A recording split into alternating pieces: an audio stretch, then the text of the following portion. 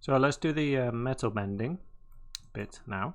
So we need this and we need this. I'm going to move this over here. This is the result of sim 2.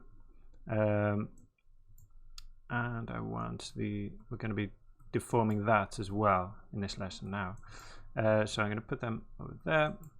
Now there's another new node called RBD deform pieces, which is really handy because what we're doing here is bending, as I said before, bending this with this, and you had to do like a whole kind of for each loop where you're capturing the geometry and then bending it in another and going iterating over each separate piece in your geometry, and it was kind of a pain and a bit complex. But now we've got this setup, which helps a lot. So in here we have the geometry that you want to bend.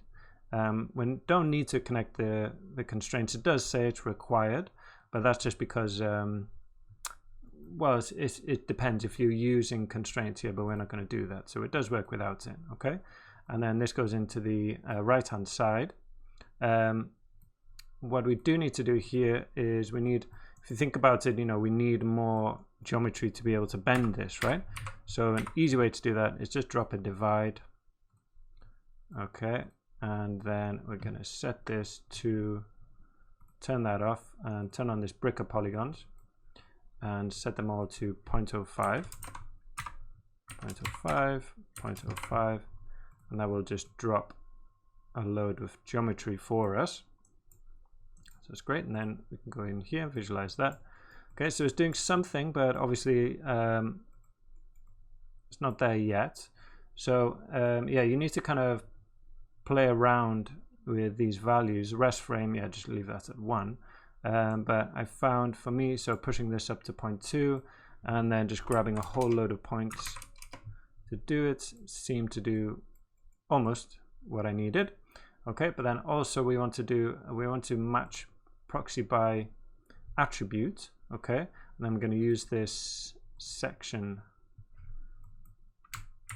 here. Oh, it doesn't need to go here in the cluster. There we go. Yeah.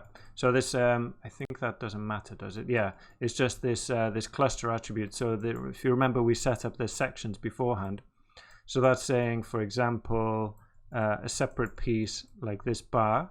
So this bar is only being bent by the pieces from the original simulation, right? So basically, these pieces from this bar don't have any effect on this or anything else, only on the section that they refer to is what that's doing. Okay, and it helps us tidy things up. Where pieces come close together, it can be problematic.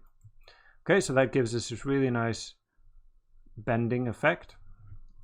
And what I also want to do is we can use this now to bend these pieces of glass.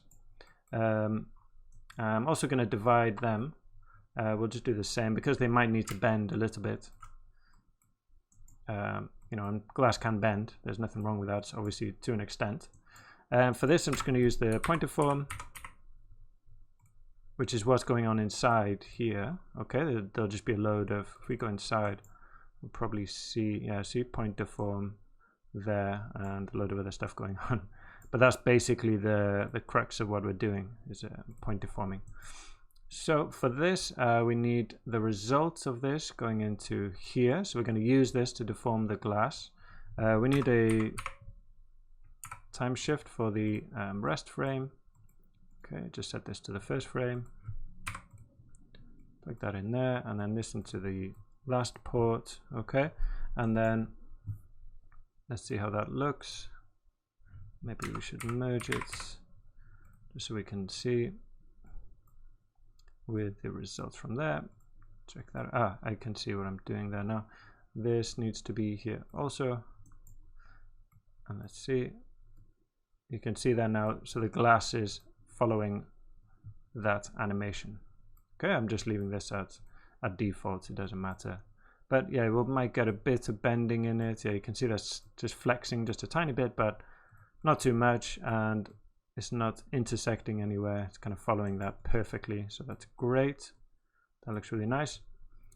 Cool. So next we will do the, split everything up here and do the glass, the disconnected faces thing.